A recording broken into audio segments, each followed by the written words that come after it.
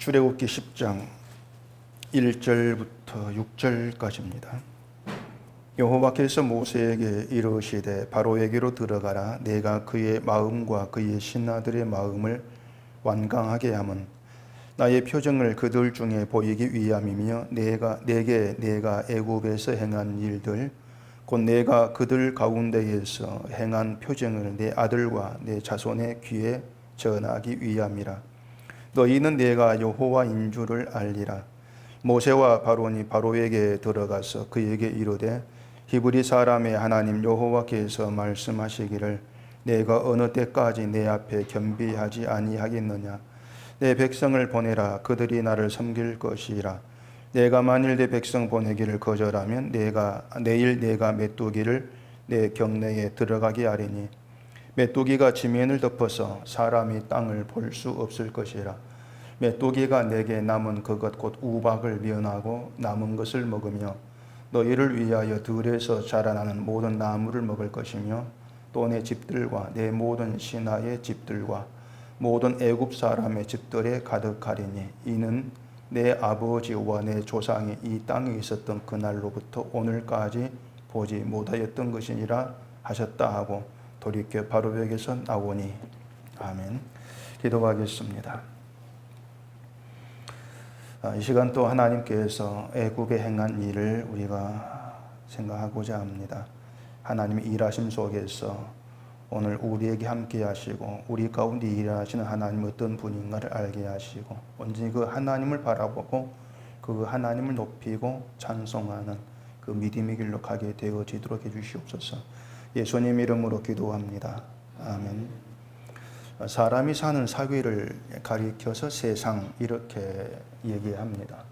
근데 그 세상 안에 있는 그 사람이 어떤 존재냐, 이걸 우리가 이제 놓치면 안 되는데, 이 세상에 있는 사람, 그 사람을 가리켜서 이제 아담의 자손이라 그럽니다. 그 아담은 선악과를 먹은 사람이죠.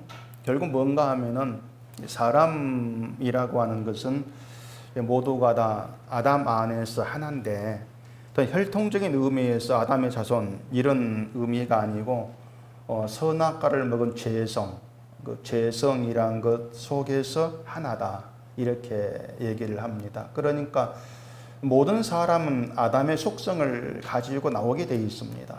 저에게도 아담의 속성이 있고 여러분께도 아담의 속성이 있고 그런 속성의 면에서 다 같이 하나다 이렇게 얘기가 되어지는 것이죠. 그 당시 에덴 동산에는 선악과를 먹지 말라는 하나님 말씀이 있었고 또 먹어도 된다 이런 사탄의 유혹이 있었습니다. 근데 그 인간은 결국 하나님 말씀은 거부하고 선악과를 먹어도 된다 이런 사탄의 유혹을 이제 받아들였죠. 이유는 하나예요. 선악과를 먹지 않는 것보다, 쉽게 말해서 하나님 말씀을 지키고 따르는 것보다도 그 먹는 거, 사탄이 말하는 것이 내게 더 유익이다. 그렇게 하는 게 내가 더 잘 되는 길이다. 그렇게 판단을 했기 때문에 그런 것입니다. 사탄은 선악과를 먹어도 된다. 이렇게 이제 얘기를 하죠. 먹어도 안 죽고 먹으면 이제 하나님같이 된다는 것이 사탄의 유혹이었습니다. 그렇기 때문에 그런 속성 가운데 살아가는 인간이라고 하는 건 똑같아요. 그 가는 길들이 다 같이 나에게 유리한 길, 나에게 이익이 되는 길, 나에게 잘 되는 길, 오로지 그 방향을 바라보면서 열심히 달려가는 것이 사람입니다. 그게 인간이에요. 그러니까 이런 속성을 가진 그 사람들이, 아담의 속성을 가진 사람들이 하나님과의 관계, 다시 말해서 하나님을 신앙하는 그런 문제에서 어떤 모습이 나올까, 신앙을 어떻게 이해를 할까, 그건 분명한 사실이에요. 뭐냐면은 하나님을 믿는 것이 내 인생에 도움이 된다, 그 생각이 있는 겁니다. 하나님 믿으면 내게 잘 된다, 도움이 돼, 그런 그 생각이 있죠. 그것이 아담의 속성에서 나오는 인간의 종교심이에요. 죄성에서 나오는 종교다 이렇게 보시면 되는 겁니다. 하나님을 내 인생을 좋게 해주는 그런 분으로 생각을 하죠. 그렇기 때문에 살아가면서 인생이 뭐 꼬인다, 잘 안 된다. 이렇게 생각이 되어지면은 뭔가 하나님과 관계가 문제가 있구나. 그렇게들 연상을 하게 되어 있습니다. 근데 그게 욥 친구들의 생각이었고, 그들의 그 어떤 신앙의 그런 모습들이었죠. 그게 그들 틀이었던 거예요. 그래서 욥이 당한 현실을 욥의 죄로 그렇게 본단 말입니다. 그러니까 그처럼 그 욥 친구들에게서 나오는 그것이 이제 아담의 속성이 나오는 것이고, 그게 이제 세상의 생각이고 사고방식이다. 늘 우리가 그런 점을 이제 깔아놓고 이 성경 우리가 생각할 수 있어야 되는 것입니다.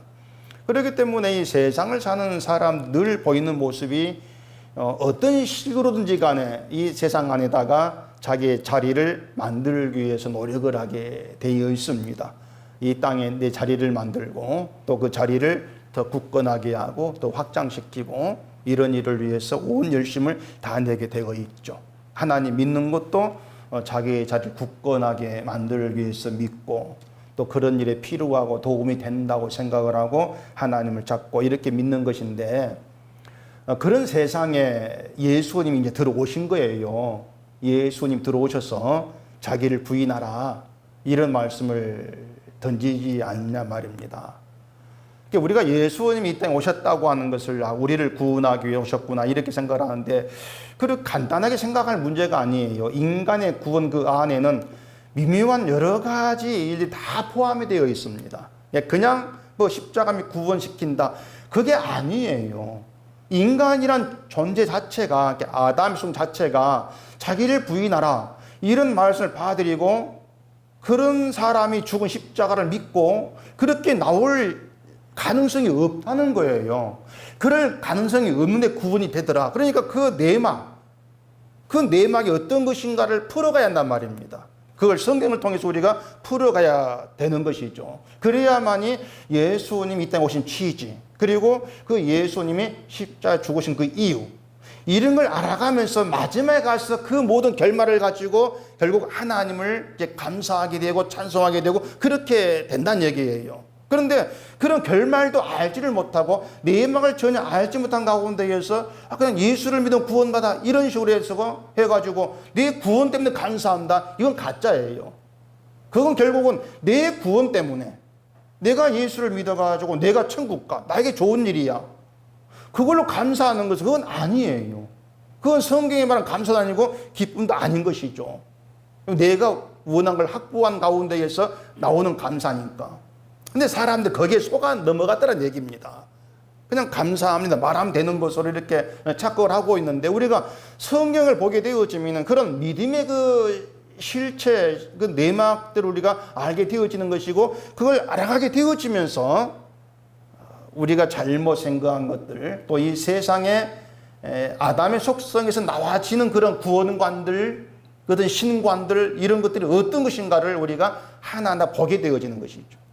그런 것들을 생각해 가면서 십자가는 결말에 들어가야 돼요. 그래야만 왜 십자가 우리에게 있어서 기쁨과 감사로 자리하는가, 그 답을 우리가 알게 되어지는 것이죠. 오늘 본문에 보면은 하나님께서 모세에게 바로에게로 들어가라 이렇게 이제 말씀을 하시죠. 1절 보십시다. 여호와께서 모세에게 이르시되 바로에게로 들어가라. 내가 그의 마음과 그의 신하들의 마음을 완강하게 하면 나의 표정을 그들 중에 보이기 위함이며. 자, 지금 하나님은 계속 모세를 바로에게 보냅니다. 막 계속 보내고 계시죠. 바로에게 보내서 이스라엘을 보내라 이렇게 하나님 말씀을 이제 전하게 하시는데, 바로는 그 말을 안 듣고 있습니다. 계속 듣지를 않지 않습니까? 이게 뭐냐면 모세가 바로에게로 들어옴으로 인해서 그 바로의 속성하고 하나님 말씀 충돌하는 거예요. 바로가 지금 하나님 말씀 들고 들어가지 않습니까? 말씀 전달자죠. 들고 들어갔을 때에 그 말씀을 내어놓으니까 바로가 처음에는 하나님 여호와가 누구한테 이렇게 말하면서 하고 다음에 이스라엘 안 내보내고 이렇게 계속 부딪히고 있는 거예요. 그게 뭐냐면은 예수님이 이 세상에 들어오심으로 인해서 이 땅의 속성과 충돌되는 것입니다. 그 충돌부터 먼저 우리가 아셔야 돼요. 세상이 그냥 예수님을 막 받아들이고 환영하고 그 말씀 듣고 이게 아니었지 않습니까? 막 충돌되고 그래가지고 결국 예수가 죽었거든요. 그 내막을 바로에게 모세가 들어감을 이미 보이고 있는 거예요. 그러니까 그걸 통해서 예수님이 이 땅에 오심으로 어떤 일이 났더냐, 그것을 이미 구약 때부터 이것이 등장했던 그런 문제라는 우리가 볼 수 있어야 한다는 것이죠. 만약에 하나님께서 그 모세에게 하신 말씀이 이스라엘 자손 내보내라, 그러면 내가 그 대가로 애굽을 이 땅에서, 세상에서 제일 강하고 부유한 나라로 만들어 주겠다, 이렇게 말씀했다면 바로가 어떤 반응을 보였겠습니까? 물론 바로가 뭐 그 말 선뜻 듣고 이스라엘 보내고 그렇게는 안 했을 거예요. 의심적으로 했겠죠. 어쨌든 그래도 거래 조건 되는 겁니다. 바로하고 말씀하고, 네가 보내면은 애굽을 뭐 아주 강한 나라로 내가 만들어 줄게, 거래가 되어지는 것이죠. 그 자체가. 결국 그 거래 목적이 뭐냐면은 내가 이익을 얻는 거예요. 그러니까 이스라엘을 포기한 대신에, 버린 대신에 더 좋은 걸 얻는다는 그런 것이 있을 때 거래가 되어진다는 얘기입니다. 근데 하나님 말씀에는 거래가 없는 거예요. 그냥 일반적인 통보예요. 이스라엘을 보내라. 그 외에 다른 게 없어요. 여러분이 바로라면은 순순히 그 통보의 말을 듣고 그렇게 하겠습니다, 나오겠냐는 거죠. 안 된다는 얘기입니다. 거래가 일반 통보인데 어떻게 하겠어요? 이스라엘을 보내는 것은 바로에게 입장에서는 아주 자기 가치 있는 건 이스라엘 가치 있는 거예요. 노동의 가치가 있는데 그 가치 있는 자기 소유를 버리는 거예요. 그걸 포기하는 것이기 때문에 받아들이지를 않습니다. 무시할 수밖에 없는 것이죠. 그게 뭐냐면은 아담의 죄성을 물려받은 인간은 당연한 것이다. 아담에게 그 선악과를 먹지 말아라, 그리고 딴 거 다 먹을 수 있는데, 그러면 네가 에덴에서 영원히 살 거라겠는데, 그 생명이란 걸 아담이 몰라요. 그 의미를. 그 가운데에서 그걸 선악과를 먹지 않았을 때에 자기 돌아온 이익, 그건 없는 거예요, 사실은요. 근데 사탄은 뭔가 거래 조건을 주지 않습니까? 먹으면 네가 하나님같이 돼, 이렇게 하면 이런 것이 얻어져. 그게 거래 조건의 말이거든요. 그러니까 그런 아담의 속성에서 생각하는 이 사람들의 어떤 신앙이라는 거 자꾸 거래를 집어넣는 거예요. 거래 조건을. 그래서 이렇게 하면 이렇게 받아. 그게 사라지지 않고 있지 않습니까? 그래서 하나님 말씀이 아니라는 겁니다. 거래와 타협이 들어가 있는 것은.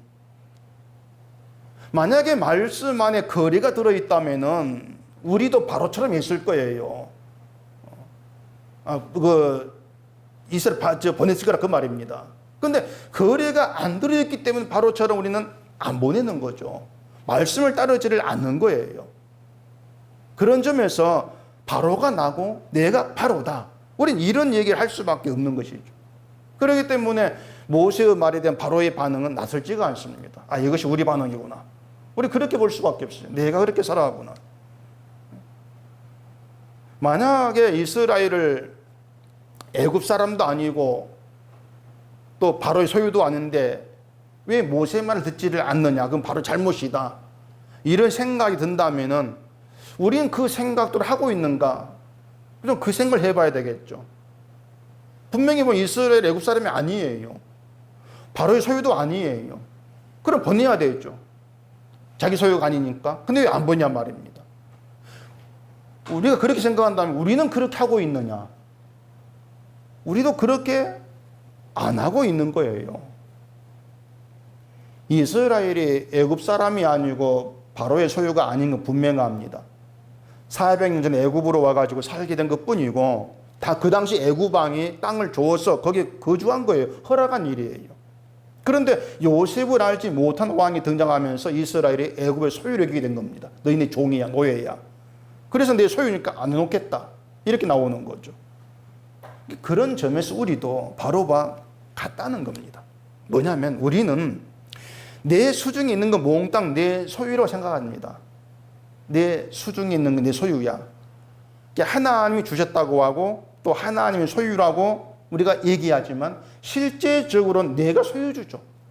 내 소유로 간주하고 살고 있는 거예요. 근데 그걸 누군가가 내놔라, 이렇게 하면 순수 내놓긴단 말입니다. 우리 안 내놓습니다. 하나님이 내놔라 해도 안 내놓을 사람이 우리들이에요. 그 인간이에요. 그러니까 그 하나님에 대한 사람의 인식이 어떻게 되어 있는가 하면은 하나님을 주시는 분, 내게 주시는 분, 이렇게만 입력이 되어 있고 하나님의 뜻대로 가져가시는 분, 이건 입력이 안 돼 있어요. 하나 주시는 분이에요. 그래서 하나님 주시는 것은 모두가 내 소유로 차곡차곡 쌓여져 가고 있죠. 그 쌓여감을 보면서 내가 복받 이렇게 여기지 않습니까? 그 부자가 예수님을 찾아와서 어떻게 하면 영생을 얻겠습니까? 이제 물었을 때에 그 부자를 결국 돌아가게 만든 예수님의 말씀이 뭐였습니까? 소유 문제였거든요. 네 소유를 다 팔아서 가난한 자들 주라. 이 말씀에 근심하고 돌아가는 게 그 부자였습니다. 근심했다는 그거예요. 영생이냐 소유냐 갈등이 있었다 그 얘기죠. 갈등이 있었기 때문에 근심을 이제 하는 것이죠. 그렇다면 그 부자는 비록 영생을 얻고 싶은 마음이 있었고 그 문제로 근심을 했지만은 결국은 자기 소유를 놓지 않고 지키는 걸 택한 것입니다. 영생으로 등을 돌린 것이죠. 그게 뭐냐면 말씀이 아닌 자기를 택했다는 걸 보여주는 선악과예요. 나를 택했다. 말씀을 택한 것이 아니다. 근데 그 내용대에 베드로가 한 말이 나옵니다. 뭔가 하면은 그 마태복음 19장 27절 말씀인데 이에 베드로가 대답하여 이르되 보소서 우리가 모든 것을 버리고 주를 따라 싸운데 그런즉 우리가 무엇을 얻으리이까 이런 말을 베드로가 한 거예요. 자, 베드로를 위시해서 다른 제자들 모두가 자신들이 하던 일이나 고향, 가족 다 버리고 예수를 이제 따랐지 않습니까? 베드로가 그걸 이제 두고서 우리가 모든 걸 버리고 주를 따랐습니다. 이렇게 얘기를 한 겁니다. 그것만 보면은 제자들은 대단한 사람들이죠. 누가 쉽게 자기 걸 다 버리고 예수를 따르겠습니까? 그런데 이 베드로가 뭘 얘기하냐면은 우리가 다 버리고 주를 따랐는데 뭘 얻을 수가 있습니까? 이걸 물은 거예요. 뭘 얻을 수가 있죠? 자, 앞에서 부자 청년과 영생에 대한 이야기가 오고 갔으니까 모든 것을 버리고 주를 따른 자신들은 구원을 얻을 것으로 생각을 한 겁니다. 베드로가. 그 부자는 자기 걸 버리지를 못하고 등을 돌렸으니까 우리는 버렸으니까 구원 얻겠지. 그 생각 가운데에서 예수께 확답을 듣고 싶은 거예요. 아 그래 너희가 구원받을 자다. 그런 말을 기대를 했겠죠. 근데 결국 뭔가 베드로는요. 모든 것을 버린 것을 자기 행위로 생각한단 말입니다. 내가 이렇게 했지 않습니까? 행위예요. 그걸 생각을 하고 모든 걸 버린 자기 행위에 대한 보상으로 구원을 염두에 둔 거란 말입니다. 내가 모든 걸 버렸으니까 구원을 보상받지 않겠습니까? 왜? 그래야만이 손해본 게 아니지 않습니까? 모든 걸 버렸다는 건 뭔가 좀 손해본 기분이 들잖아요. 그런데 구원이라도 받아야만이 내가 모든 걸 버린 보람이 있잖아요. 그게 손해를 안 본 거지 않습니까? 열심히 봉사하고 헌금한 것에 대한 보상으로 천국에서 어떤 차별이라는 상을 받고 싶어 하는 것도 같은 어떤 그 속성이고요. 베드로 똑같은 사고방식이에요. 우리의 사고방 마찬가지고, 바로도 마찬가지고, 그게 뭔가 보상이 없는 거, 거래가 없는 거부하고 하는 것이 인간 속성이에요. 그렇기 때문에 그런 인간 생각에서 나오는 모든 행동들은 언제나 하나님의 뜻에서 어긋난 방향으로 갈 수밖에 없습니다. 늘 어긋납니다. 늘 나를 추구하니까, 내 이익을 추구하니까 어긋날 수밖에 없는 거죠. 그러니까 나름대로 신앙 행위라고 생각했던 모든 것들도 언제나 하나님의 뜻에서 벗어나 있어요. 그걸 우리가 좀 간파할 수 있어야 돼요. 그래 이처럼 아담의 후손으로 선악과를 먹은 죄성을 가지고 살아간 이 세상에 예수님 오셨는데 만약에 예수님 오지 아니했다면 어떻게 되었을까? 저마다 자기가 옳다고 하면서 살고 있을 겁니다. 물론 지금도 사람들은 내가 옳다 이렇게 살고 있지만은 다른 점이 하나 있어요. 예수님 오시고 죽으시고 하늘 가시고 성령을 보내시고 이런 모든 과정을 통해서 다른 점이 하나 있단 말이에요. 그게 뭐냐면 예수님이 세상에 들어오셨을 때에 그 예수를 잡아서 죽여버렸는데 그게 세상인데 그것은 세상이 결국은 멸망을 받아야 될 죄라는 것을 알게 되어지고 그 죄 가운데 내가 있다는 것을 깨닫게 된 그런 자가 생겼다 그 말입니다. 그게 다른 점이에요. 그들이 성령 받은 하나님의 사람들이죠.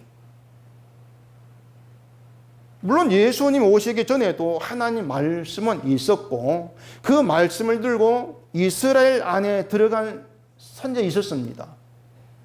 말씀을 들은 사람들. 그리고 이스라엘은 그 선지자를 죽이고 핍박을 했죠.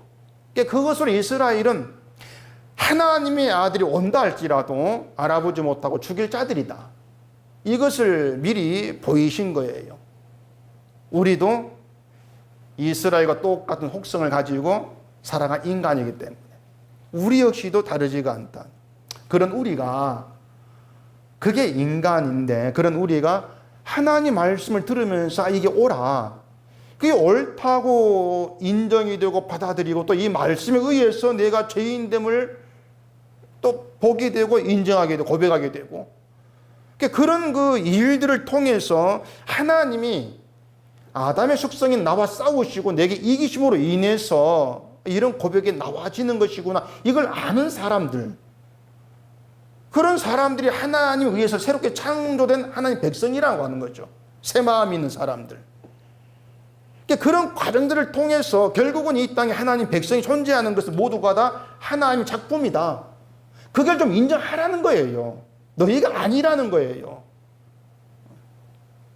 근데 신자라고 한 사람들이 그걸 인정 안 하려고 하죠.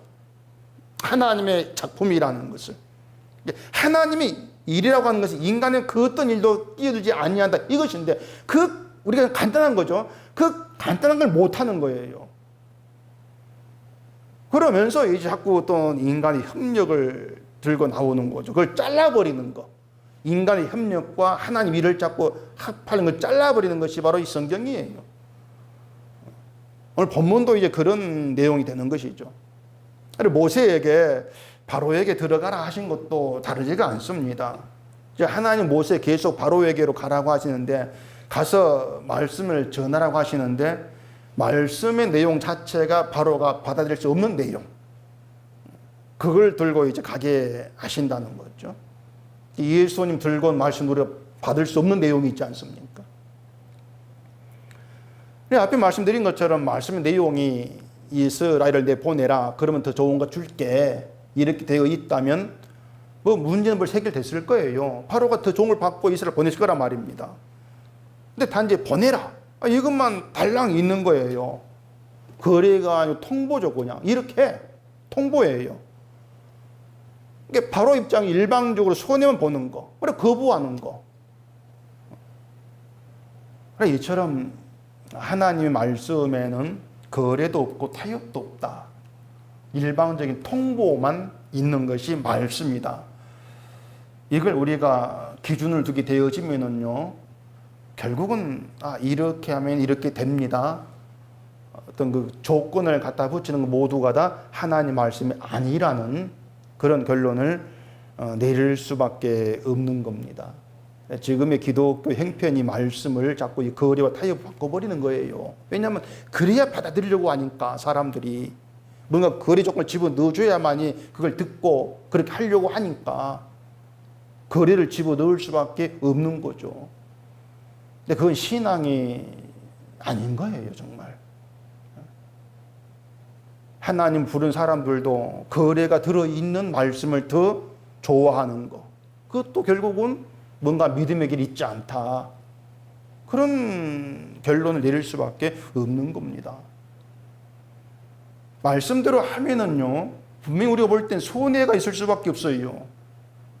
뭔가 다 버리고 다 내어놓는데 보상으로 준다는 거 없지 않습니까? 어쨌든 내가 한 것만큼 보상을 받으면 재미가 있겠는데 그게 없다고 하는 거예요. 하다못해 구원받는다, 또 이런 보장을 받고 싶어 하는 것이죠. 근데 그런 걸 다 떨쳐내버리고 하나님 말씀이기 때문에 끌려가게 될 수밖에 없는 그런 것 속에서 은혜가 뭔가를 깨닫게 되어질 때에 그 안에서 진정한 보상이 뭔가 하는 것을 보게 되어지는 겁니다. 그런데 우리가 초점을 두고 말씀 우리가 봐야 한다고 하는 것이죠.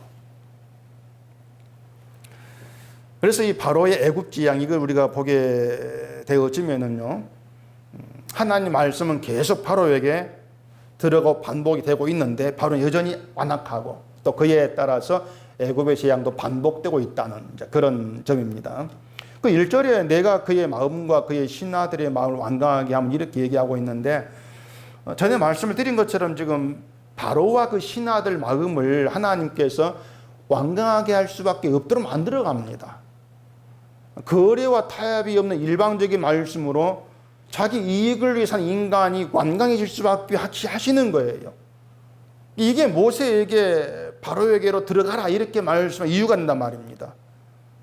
바로에게로 가서 말씀을 잘 전해가지고 이스라엘 내보내게 만들어 이게 아니에요. 뭐 설득을 해가 한 믿게 하라 이런 취지도 아니에요. 그냥 말씀만 던져 그럼 바로의 마음 완강해질 거야. 바로의 마음을 완강하게 하는 것이 모세를 보는 이유예요. 완강하게 하려고.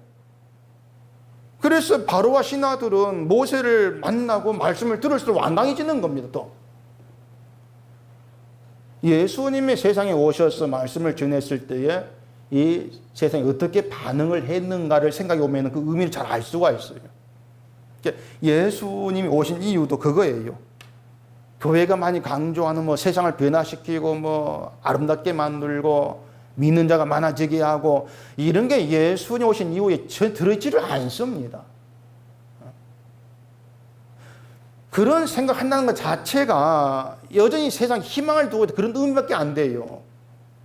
세상 희망을 두고 있기 때문에 뭐 말씀으로 이 땅이 변화가 되어가지고 뭐 기독교 신앙의 세계가 되어지길 바라는 어떤 그런 헛된 꿈을 갖고 있지 않습니까? 이 세상이 뭐 아름답게 된다 할지라도 세상에 대한 한 뜻은 심판입니다. 그건 변하지가 않습니다. 그런 것들이 뭔가 하면은 이 기독교조차도 하나님 뜻에는 관심이 없다는 거예요. 총체적으로 전부가 오로지 인간의 뜻과 인간의 소망에만 관심을 살아 이게 완악하면 이게 교만이라는 것입니다. 그렇게 인간의 완악함에 의해서 예수는 죽으신 것인데 결국 예수님이 오심으로 인해서 이 땅이 완악하다. 그게 드러나지 않습니까? 노아 홍수 때처럼 세상은 죄로 가득하고 또 사람의 악한 마음으로 가득한 것이 이 땅이다. 그게 드러난 것이에요. 그런 것들을 통해서 우리의 실상들, 우리의 진짜 인간의 모습들이 뭔가 하면은 어떤 사람도 자기 스스로의 의지와 결심을 못 믿는다. 그게 자꾸 답으로 드러나고 있는 겁니다. 사람이 하나님 믿을 수 있습니다. 근데 그 어떤 경우냐면은 나에게 입맛에 맞는 신을 내가 만들어내는 겁니다. 그렇게 신을 믿는 거죠. 그게 우상이죠. 근데 중요한 것은요, 여호와 하나님을 아느냐는 겁니다. 성경에서 말씀한 예수를 보내신 하나님을 아느냐, 이게 중요한 거예요. 그 하나님 앞에서 내 의지와 내 능력으로 할 수 있는 것은 아무것도 없다는 것. 내가 뭔가를 해서 하나님을 기쁘게 할 수 있는 건 아무것도 없다는 것. 그게 믿음인데 이 믿음은 우리 힘으로 안 된다. 좀 그 답을 계속 찾으라는 거예요. 그럼 그 답을 내 속에 품고 하나님께 나오라는 것이죠. 이 세상 그런 믿음을 가질 사람이 나와질 수가 없습니다. 이건 그 믿음 없는 것이고. 근데 그러한 믿음의 사람이 존재한다는 건 전적으로 하나님의 능력이고 하나님이 땅에 일하고 계시는 증거다. 우리 그런 답을 내리게 될 수밖에 없는 거예요. 그 1절 뒤에 보시면 하나님의 표징을 그들 중에 보이기 위함 이렇게 말하지 않습니까? 그리고 2절에서 이렇게 얘기합니다. 내게 내가 애굽에서 행한 일들 곧 내가 그들 가운데에서 행한 표징을 내 아들과 내 자손의 귀에 전하기 위함이라. 너희는 내가 여호와인 줄을 알리라. 자, 애굽에서 행한 일, 그건 이제 재앙을 내리신 일입니다. 애굽에 재앙 내리신 일을 하나님께서 그들 가운데 한 표징 이렇게 말씀을 하죠. 표징은 그것으로 끝나는 게 아니, 표징의 의미는 보여준다는 겁니다. 보여준다. 그게 표징의 의미인데 그 애굽에 대한 표징을 어떻게 하냐면은 모세 아들과 모세 자손에게, 다시 말해 이스라엘이죠. 이스라엘에게 전하기 위함이다. 애굽에 대한 표징을 이렇게 말씀을 합니다. 모세의 아들과 자손이라면은 이미 그들은 약속의 땅에 들어가 있는 이스라엘 얘기합니다. 그러니까 약속의 땅에 들어가 있는 이스라엘에게 하나님께서 애굽에게 행한 표징을 전하라는 거예요. 그걸 전하게 하기 위해서 애굽의 재앙을 내리신다는 겁니다. 이스라엘을 위해서. 그걸 통해서 여호와 하나님 누구신가 알게 하겠다는 거예요. 딴 게 아니고. 그 일을 통해서. 이게 무슨 뜻이냐 이런 내용입니다. 약속의 땅에 들어간 이스라엘에게 가장 중요한 게 뭐냐면은 여호와 하나님 누군가를 제대로 알고 그 하나님을 신앙하는 겁니다. 그게 가장 중요한 겁니다. 그럼 이스라엘이 알아야 되는 하나님이 누구시냐면은 그냥 인간의 머리에서 구상해내면 안 돼요. 성경을 하나님 하신 일을 통해서 그걸 알아야 돼요. 그게 뭐냐면 바로를 이기시고 이스라엘을 구출해서 약속에 들어가 하신 하나님, 그렇게 알아야 돼요. 거기에서 한 발자국 더 안으로 들어가 생각하면 이런 내용이 됩니다. 애굽의 바로를 통해서 드러난 건 인간의 완악함이에요. 애굽에 재앙을 내리신 것은 그런 인간의 완악에 대한 심판입니다. 재앙이라고 하는 것이. 근데 그 재앙이 반복이 되고 있어. 계속 반복이 되는 것은 인간은 하나님의 심판도 겁내지 아니할 정도로 완강하고 완악한 존재, 그 뜻이에요. 그러니까 그 어떤 것이 안 꺾인다는 겁니다. 인간의 완악이라고 하는 것이 그만큼 강하다고 하는 거죠. 그런 바로의 손에서 이스라엘을 나오게 했다는 거죠. 그건 하나님의 이제 이기심 승리예요. 능력이고. 그런데 그런 이스라엘이 광야에서 보인 것도 완악이에요. 똑같은 완악이 나오는 거예요. 그런 이스라엘을 하나님이 재앙 내리지 않고 심판하지 않고 이끌어서 약속에 들어가게 했다. 뭐냐? 그건 하나님의 긍휼이고 은혜다. 그렇게 답을 찾아라고 하는 거죠. 따라서 애굽에서 표징을 내리고 그걸 재앙을 내리고 그걸 표징 삼아서 전하게 하시는 것은 너희가 지금 약속의 땅에 들어와 있는 것은 너희의 완악함을 이기신 하나님의 긍휼로 말미암은 은혜다. 그거예요. 그걸 알라고 하는 거죠. 그러니까 돌이켜 오늘 우리를 생각하면 우리가 예수 그리스도 안에서 예수를 믿고 있는 것은 내 완악을 이기신 하나님의 승리야. 은혜야. 그걸 알라는 거예요. 근데 약속의 땅 이스라엘이 은혜를 걷어차버립니다. 그리고 자기들 덕인 신을 또 찾아가요. 우상을 섬긴 것이죠. 그래, 그게 인간이기 때문에 인간에게 믿음은 절대적으로 가능하지 않다. 그런 말씀 제가 드리는 거예요. 그래, 이스라엘 역사를 보면은요, 드러난 인간의 완악 똥꼬집밖에 없습니다. 절대로 안 꺾인다. 우리는 그걸 경험할 수밖에 없어요. 그게 우리 경험이 돼야 되고요. 또 3절 보십시다. 모세와 아론이 바로에게 들어가서 그에게 이르되 히브리 사람의 하나님 여호와께서 말씀하시기를 내가 어느 때까지 내 앞에 겸비하지 아니하겠느냐. 내 백성을 보내라. 그들이 나를 섬길 것이라. 겸비라고 하는 건 자기를 낮추어서 하나님께 복종한다 이런 뜻인데 뭐 겸손이다 이런 말로도 이해가 되죠. 바로에게 네가 어느 때까지 내 앞에서 겸비하지 않을래? 이렇게 말을 하는 것은 결국 하나님 앞에 겸비해라 그 뜻이거든요. 여호와 하나님 앞에서 겸비해야 돼 그 뜻인데, 그런데 바로가 좀 겸비해라 한다고 겸비하겠냐 말입니다. 안 하죠. 그 하나님 앞에서 겸비하기 위해서는 무엇보다도 자기 무능을 알아야 됩니다. 인간이. 내가 이런 무능한 존재임 이걸 알아야만이 겸비가 가능해요. 아무리 힘도 없고 정말 하나님이 날 돕지 않으면 안 됩니다. 그런 절박함이 있어야 돼요. 근데 바로는 자기 힘을 생각을 해요. 나 힘이 있어. 이 생각이 바로예요. 때문에 겸비질 가능성이 없는 거예요. 인간이 그렇다고 하는 거죠. 자꾸 재앙을 내리면서 그 바로의 무능을 자꾸 보이지 않습니까? 넌 이렇게 당할 수밖에 없어. 그래도 겸비해지지를 않습니다. 때문에 인간에게 다시 말해 믿음 가능치가 않다. 이 외에 답을 우리가 어떻게 찾을 수가 없어요. 그게 인간이기 때문에 선지자는 사도들이 가서 하나님 말씀을 전하고 또 십자가 복음을 전하고 이런 사람들이 있지만은 그 모든 일들도 그들 스스로 자원해가지고 한 것은 아니었다는 겁니다. 그들도 다른 길로 가던 사람들이었어요. 그런 그들을 그 길에서 불러내어가지고 하나님 말씀 들고 가는 그 길로 가게 만드신 거죠. 그들 그걸 알았죠. 내가 자원해간 것이 아니야. 하나님 부르신 알았기 때문에 자기가 하나 무슨 일이 되겠어도 내가 한 것은 내세우지를 못한 것입니다. 자랑치를 못한 것이죠. 바울도 이걸 알았기 때문에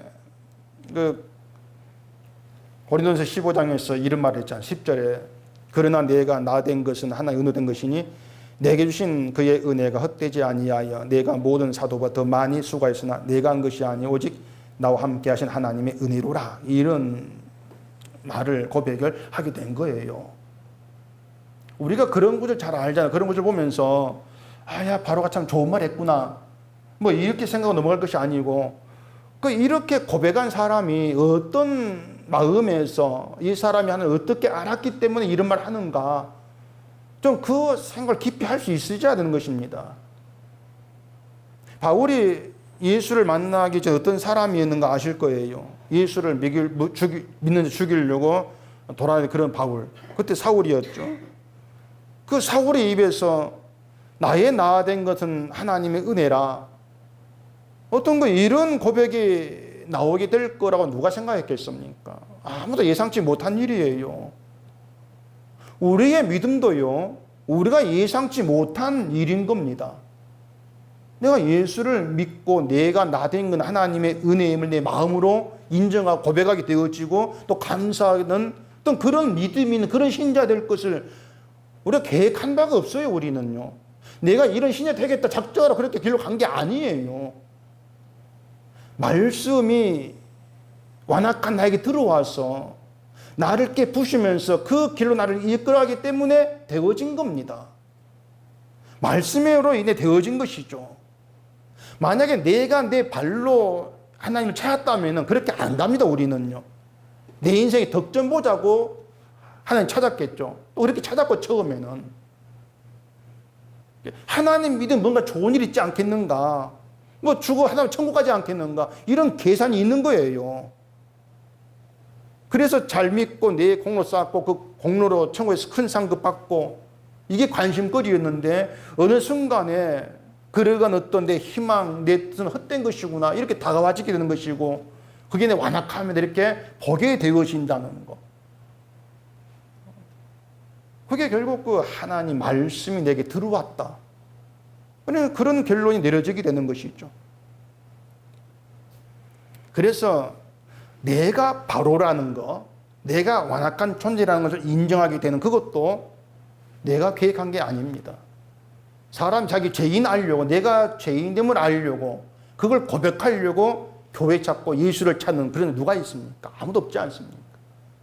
근데 그렇게 되어져 있는 거예요, 우리가. 그래서 답이 뭐라고요? 하나님이 일하십니다. 말씀을 내 속에 집어넣어서 일하신 하나님의 일이다. 그게 우리 속에 두어야 될 답이죠. 우리 믿음의 실체고. 그래 이게 하나님의 일하심인 걸 우리가 알게 되어지면은 하나님은 한순간도 나에게 함께하지 않으신 적이 없고 쉬지 않고 일이 오셨다는 걸 절감한단 말입니다. 그 자체가. 그 증거가 나 같은 자에게서 나의 완악함에서 나와지는 주에 대한 고백이 있다는 거. 그게 증거죠. 4절 보십시다. 내가 만일 내 백성 보내기를 거절하면 내일 내가 메뚜기를 내 경내에 들어가게 하리니. 이건 바로를 겁주려고 한 말이 아닙니다. 이번에는 메뚜기라는 재앙으로 예고를 해도 바로는 끄떡하지 아니한다는 겁니다. 전혀 겁내지 않고 아이고 어떡하면서 그래요 나 보낼게요 이렇게 반응하지가 않는 거예요. 뭐 메뚜기 재앙 하려면 해보면 어디 이런 심본지도 모르겠죠. 그래 이런 발언을 두고 나는 다르다고 생각하면 안 된다겠습니다. 우리도 그렇지 않습니까? 뭐 세상 곳곳이라는 제안을 보고 그걸 하나님 하신 일 이렇게 우리가 얘기하면서도 그래도 우리는 눈 하나 깜짝하지 않고 내 길로만 가는 사람들일 뿐입니다. 그런 나를 하나님께서 붙들고 계신다는 것이 내 인생에서 가장 복된 일이라는 그 생각 우리 가운데 있어야 돼요. 그렇게 되어지면은요, 내가 살아가는 전부가 하나님의 은혜다. 이런 말이 자연히 나와지지 않을 수가 없는 겁니다. 그래서 우리는 하나님을 떠나서는 존재할 수가 없어요. 하나님을 떠나면은 여호와 하나님을 알지 못한 종교심을 가진 그런 나로만 있을 뿐입니다. 하나님께 붙들려 있기 때문에 예수가 누군가를 알고 하나님을 알아가면서 십자가를 고백하는 그런 모습이 나와지는 거죠. 하나님께서 나에게 동행하시고 함께 하시고 나를 이끌어 가신다는 이것이 하나님과의 관계에 주어지는 우리가 누리는 은혜예요. 그 자체가. 그게 우리의 전부가 되는 것. 그걸 아는 것이 복이에요. 그렇기 때문에 그걸 아는 신자는 내가 이렇게 했는데 뭐 안 주나? 그 생각 전혀 안 합니다. 이미 받은 충만한 복된 그 안에 살기 때문에 모든 가진 자를 살기 때문에 이렇게 하면 준다. 이게 없어요. 그게 진짜 여호와를 아는 신앙인 거예요. 그러니까 여러분들이 얼마나 복된 세계에 이끌려 들어와 있는가에서 눈이 좀 열려야 되고요. 그 가운데에서 그 은혜가 내게 자리할 때 그 은혜로 말미암아 하나님과 영원히 함께할 그때 그 나라를 우리가 소망하면서 살아갈 수가 있게 되어지는 겁니다. 그게 세상을 주를 바라보고 살게 하는 믿음이고 은혜의 힘이에요. 그러니까 우리가 예수 그리스도 안에서 또 하나님 관계에서 뭘 누리고 있는가 잘 들여다보시고 그 은혜가 여러분 심령의 자리에서 마지막 때까지 주의 영광 은혜를 바라보고 소망하며 살아가시길 바랍니다. 기도하겠습니다. 우리 아버지 하나님, 이 시간도 모세가 바로에게 들어가서 말씀을 전하고 되어진 그런 일들을 보면서 우리 믿음의 내막을 생각하게 해봤습니다. 우리가 이 시간 주를 믿고 주를 나의 구주로 고백한다면 그것은 나의 힘도 나의 뜻도 아니고 하나님의 일하심으로 되어진 은혜입니다. 우리가 늘 이것을 듣고 알고는 있지만은 또 이 땅을 살아가면서 그 은혜를 잊어버리고 이 세상 것으로 또 실망을 할 때도 있고 원망하는 그런 모습을 보입니다. 또 이 시간 주의 말씀 가운데에서 우리가 어떤 은혜 가운데에 붙들려 들어와 있는가를 깊이 깨닫게 하셔서 그 은혜로 말미암아 이 세상을 모든 것을 가진 부유한 그런 데 살게 하시고 그런 삶을 통해서 하나님 누구신가를 드러내고 전하는 저희가 되어지도록 붙들어 주시옵소서. 예수님 이름으로 기도합니다. 아멘.